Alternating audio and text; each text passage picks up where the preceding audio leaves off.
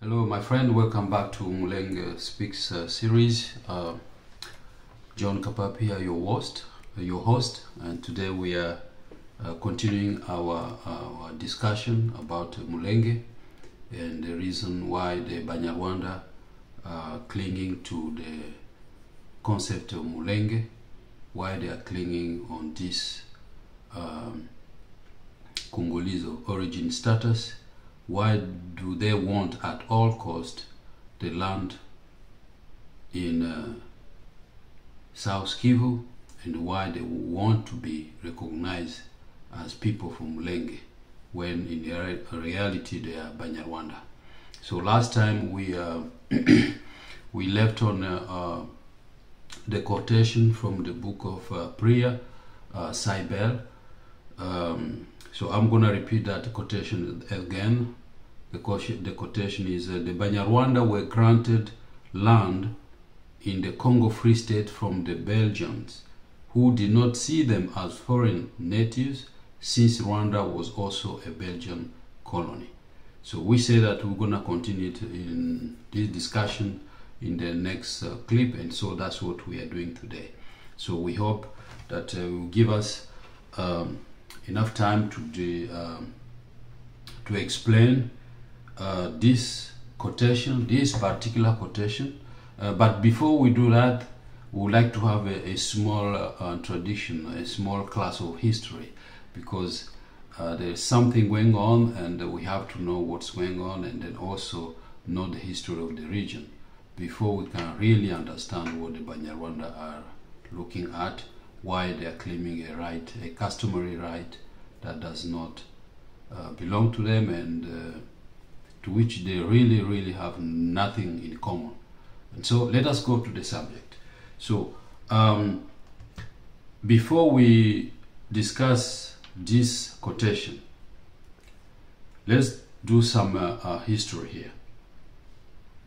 If we go with the fact that the union between the Belgian Congo and the territory of Rwanda-Urundi took place in 1925, between 1925 and 1926, we must also agree that not only they were separate entities, but also they were colony or particular powers.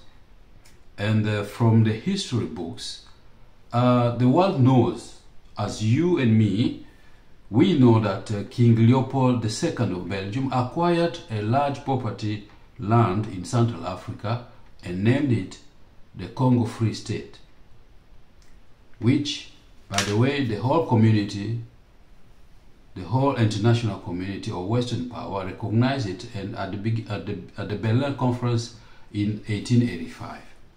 So after King Leopold II bought this huge land in Congo Basin through the treaties that Henri Morton Stanley signed with different local kings, that land, that portion of land in Central Africa became known as the Congo Free State. And then it continued to be that way from 1885 to 1908. So after Leopold became under scrutiny for his human abuses and genocide, he decided to cede the property, his property to the Kingdom of Belgium.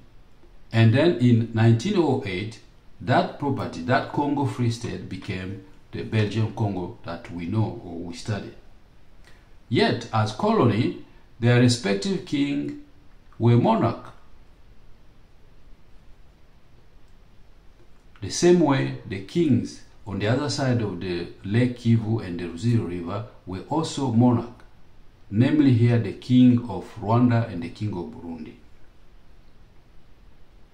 In the kingdom of Rwanda, at that particular date, 1885, the king who was on throne was King Rwabugiri.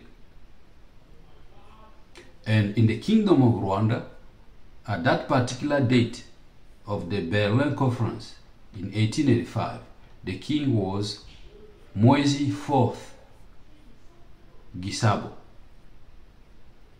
So while in 1885, the territory that King Leopold II was granted was named the Congo Free State.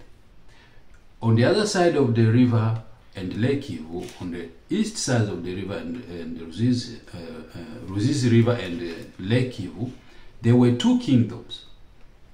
Even though the kingdom of Rwanda was not at that particular time entirely united, but the king who was controlling the area was called Rwabugiri at that time, Kigeri Rwabugiri.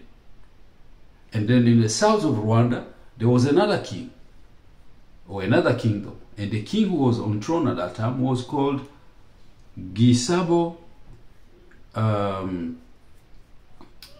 Mwezi Gisabo IV.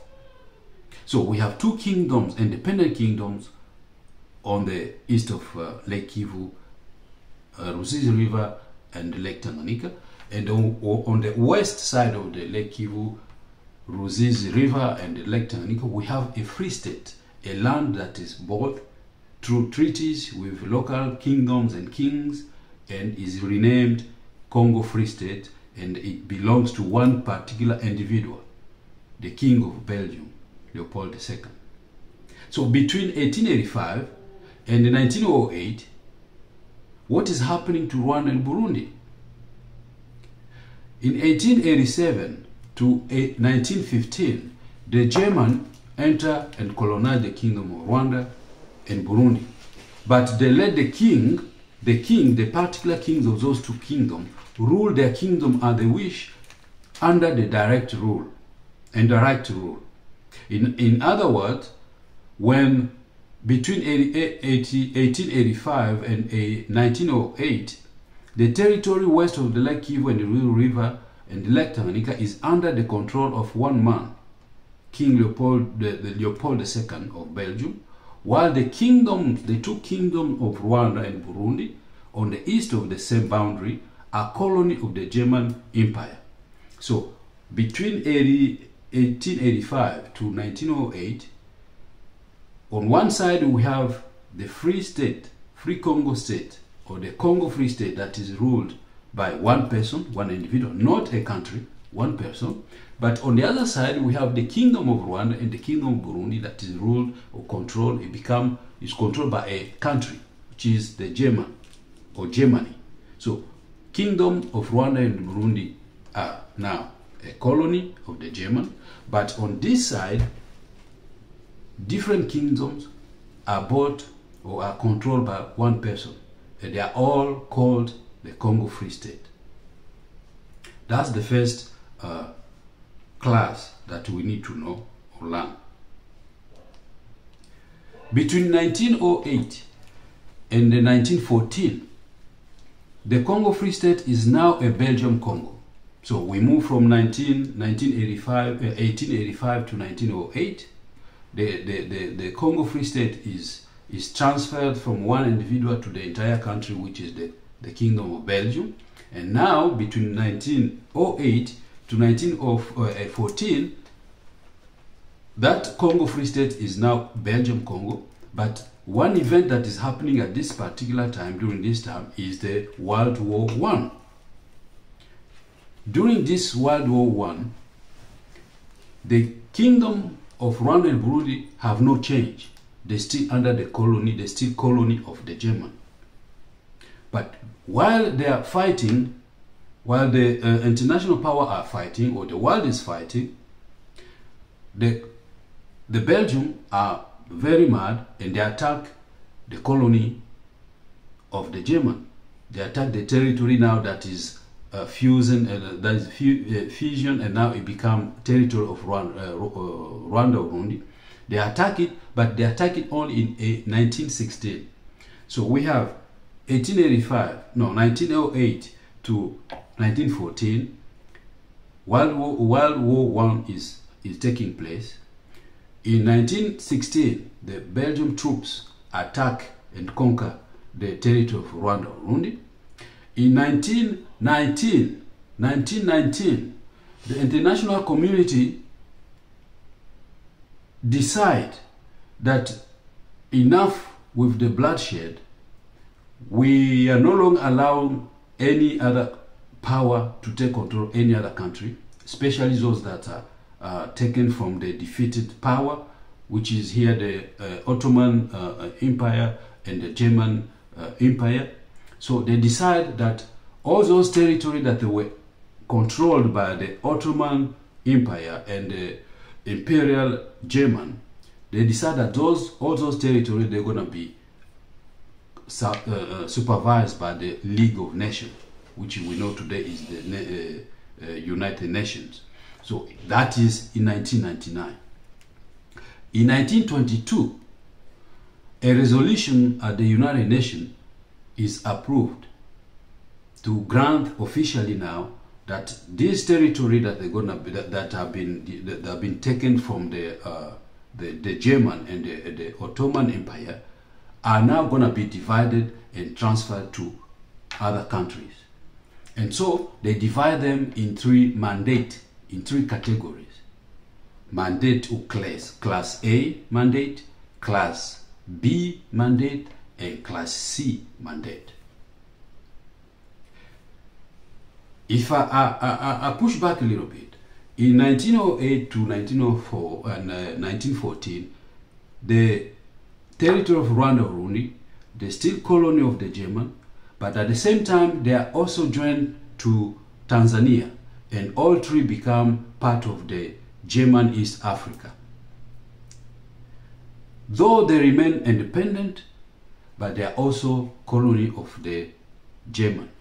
But here, the Belgium are not controlling this territory because they are under the leadership or the control of the German.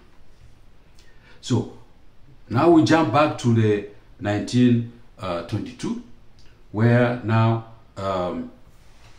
the international community or the League of Nations decide, look, we are fed up with these atrocities, with this bloodshed by the nations, by the powers, but we're gonna divide these countries, this territory that we got from the German and the Ottoman Empire. We're gonna divide them into other powers.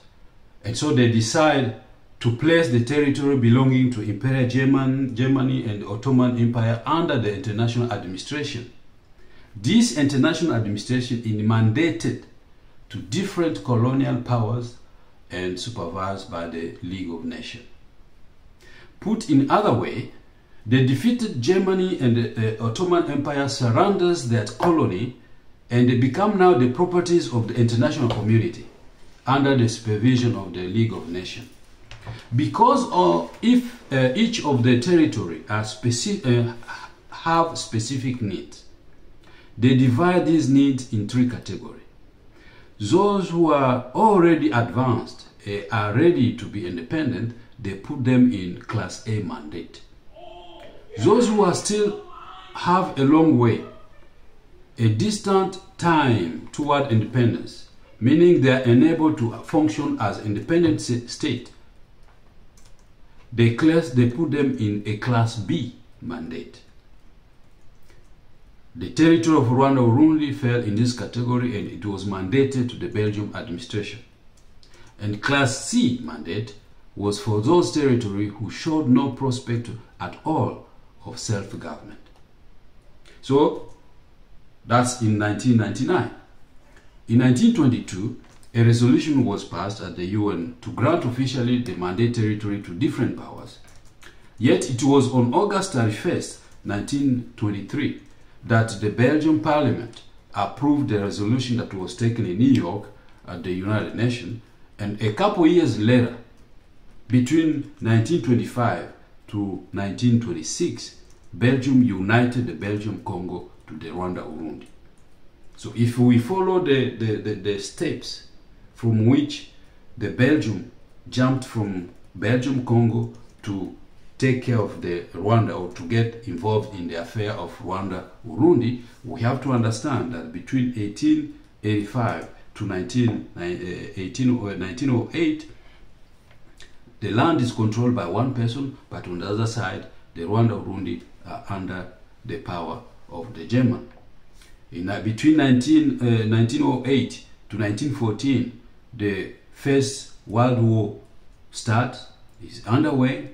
The Belgium attacked the territory of Rwanda-Urundi in 1916, and then in a couple of years they are in control of the territory, but they have not annexed that territory to the Congo, to the Belgium Congo, but they are controlling that area. And at that time, the Germans have not lost control of the area, but they are conquered.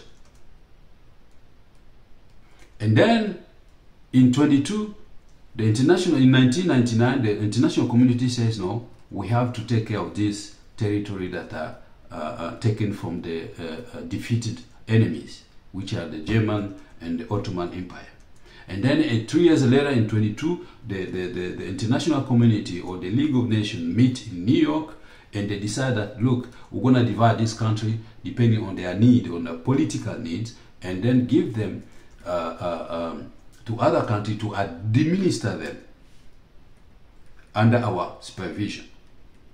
But at the same time, when a resolution is taken at the United Nations, the country go back and the parliament, the people decide if they want to go ahead with that resolution or not. It is done everywhere. We see this in the United States. We see that in Canada, in Europe. When a resolution is taken at the international level, they go back and report to the people, and the people decide if they want to go ahead with that resolution or not. So in 23, the Belgian Parliament decide, okay, we are okay, you can go ahead and then administer that territory, help them to become independent, teach them, administer them toward their independence.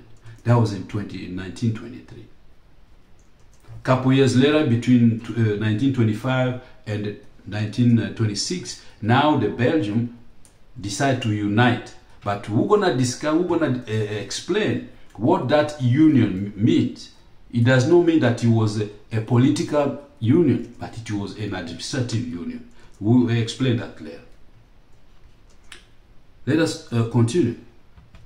And so let's go back now to our subject of the day, which is the book, or the citation from the book of Priya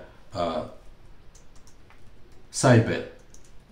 Let me repeat again what he wrote. He wrote that the Banyarwanda were granted land in the Congo Free State from the Belgium, who did not see them as foreign native, since Rwanda was also a Belgian colony. So here is the issue with this statement. As I said, if you read this statement, there are some issues that we have to deal with. One of them is that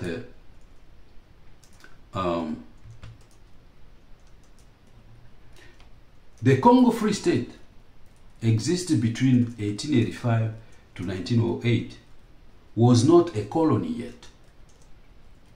But during the same time, Rwanda, Burundi, or the Kingdom of Rwanda and the Kingdom of Burundi were already a colony of the German.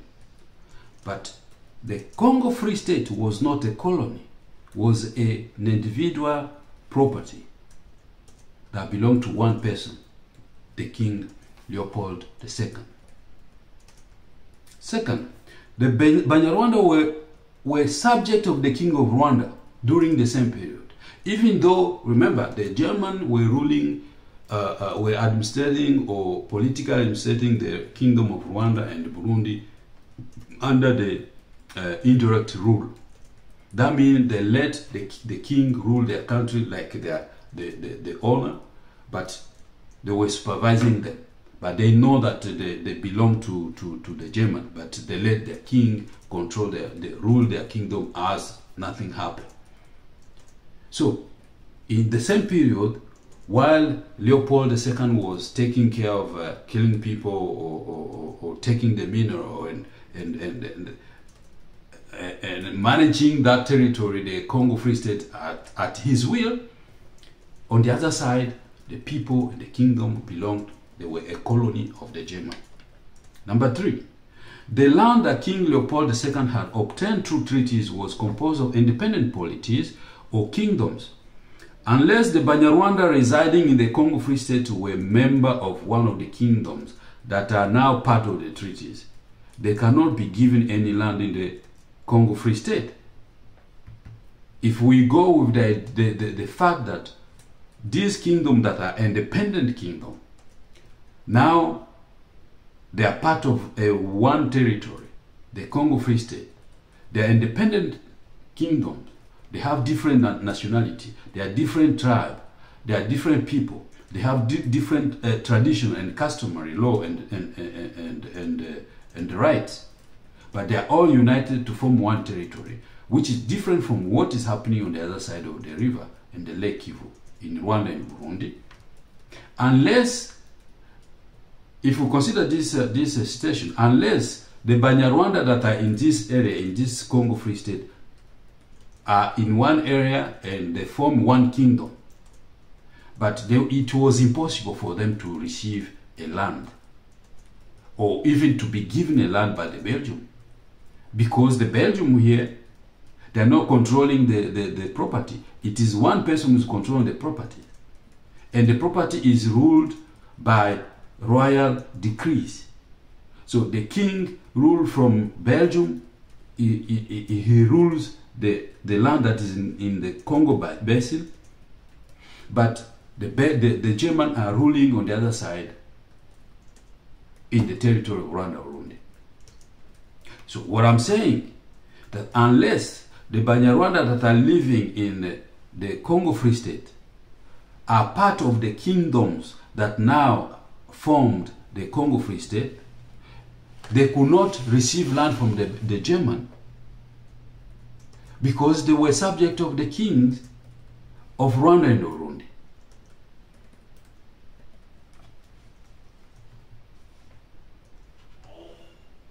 Gonna continue here.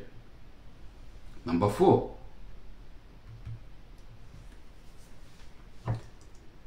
While the Belgium now, after 1908, are controlling the territory the territory that or the former Congo Free State, the German are in charge of the Banyarwanda, not the Belgium. The Belgium is not in charge of the Banyarwanda, but the German are in charge of the Banyarwanda. So wherever the Banyarwanda are going, they are not going as Congolese. If they run to the Belgium Congo, they run as Banyarwanda.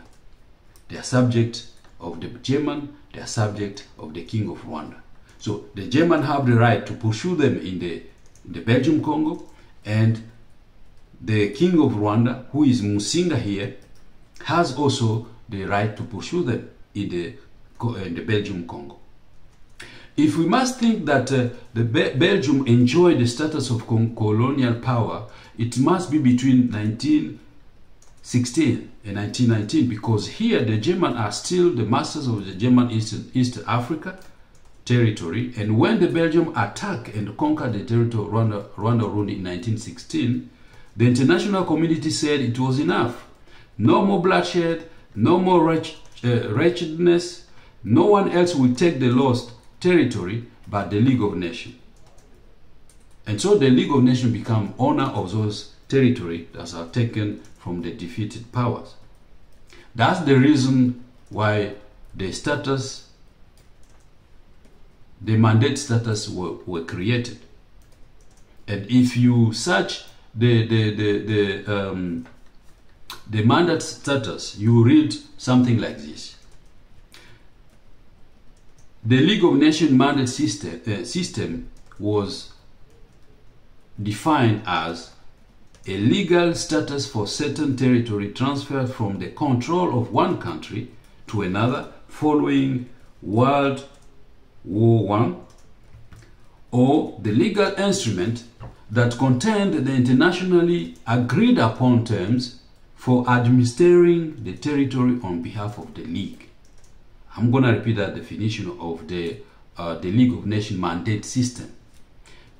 A legal status for certain territory transferred from the control of one country to another following World War I, or the legal instrument that contained the internationally agreed upon terms for administering the territory on behalf of the League.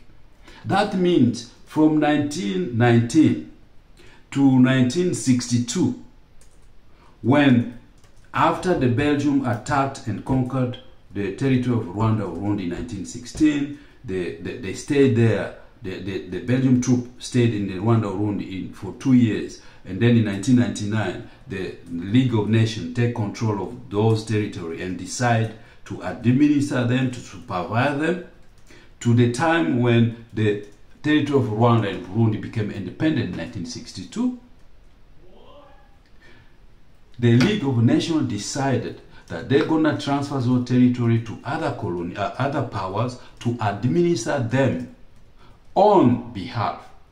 So if we read the grammar here, you see the word on behalf of the League. So the territory, the Belgium, when they were administering the Rwanda-Urundi, they were not administering the Rwanda-Urundi as their own colony, but they were administering Rwanda-Urundi as a territory that is given to them as a mandate on behalf of the League of Nations. That's what the text says. And then when we go into the detail in the next clip, I will show you from the document from the United Nations at that particular time, what they asked, what was the requirement, what was the requirement from the Belgium, all those years that they remained in Rwanda-Urundi. They were giving report every year to the United Nations, how they were administering Rwanda-Urundi, which they were not doing with the Belgium-Congo, because Belgium-Congo was their colony, was like a part of the Belgium. But Rwanda-Urundi was not a colony of the Belgium. Rather, it was a territory that was given to them for a particular purpose. And then they were supervised by the League of Nations. But when they were in the Congo, Belgium, they were not supervised because it was their territory, their colony. They took it by their own means, by their own power. But here in this case, it is the international community that decide, look, we're going to give, it's like a foster care. They give a child that they are taken from a family that is disrupted because of the family dispute. They take those children, protect them, and the government take those children, give them to a family to help that child or those children grow up in better condition. But those children, they don't belong to those family. Unless the family decide now to go and sign paper of adoption, then those children become property, or they become the offspring, legitimate children of those families. But until then, they're still taking care of those children on behalf of the government. That's what is happening here. So even if the population of the Kingdom of Rwanda during the reign of Yuhi the fourth Musinga crossed Lake Kivu and or Ruzizi River into the now Belgium Congo during the short period of 3 years, 1916 to 1919, these populations were not Congolese, but they were Banyarwanda, since those who resided in the Congo Free State were already identified as indigenous or foreign colony. See the decree, the royal decree of 1891. In 1891 already, the royal decree signed by King Leopold II recognized that there were some people that were crossing from the Kingdom of Rwanda into the Congo Free State. And there was an article on them that they were identified that these are not part of the Free State, the Congo Free State, but they are coming in this Free State, but they are indigenous of foreign colony. So they identified them already in 1891. So with this small introduction, we can say that the Banyarwanda here was already a nationality as it is today. The Banyarwanda is a nationality by itself because the German did not change it as it was in the Belgium Congo. In the Congo Free State and in Belgium Congo, all the population were not Congolese in the first place. They were independent nationalities based on the name and the tribal nature of their kingdom, which later were merged together to form one nation, the nation of Congo. The Banyarwanda were colonized by the German and remained Banyarwanda during the pre-colonial period, during the colonial period, and till today. So if we read all the constitution of these countries, the Rwanda in for instance, in Burundi, we see that they have never changed this nationality of being Munyarwanda or being a Murundi. So the Belgium could not have given the land to population who were German colonial subject. If this statement is true, then we have to find the land which was given to the Banyarwanda living in South Kivu today. Was this land called Mulenge? What were the geographical boundaries or limitation of the land that Belgium gave to the Banyarwanda, if you follow the citation of Seibert? Was this land different from the land that the Banyarwanda are claiming today? Was the land given during the Congo Free State the same as the land given during the Union Belgium-Congo in the territory of Rwanda-Urundi? If this land was given at the time the Belgium united the Belgium-Congo to the territory of Rwanda-Urundi in 1925-26, if they gave them land, now that they have united the two territories, now the Banyarwanda are crossing into the Belgium-Congo, because according to the citation, there's no difference between Rwanda-Urundi and the Belgium-Congo. Was the land given at this particular time, during now the union between the two, was it different from the land that was given before, or was the same land? And where is this located, this land? So all these questions, we're going to answer them in the next clip. So what I'm asking you is to stay tuned, consider this introduction that I just gave you here.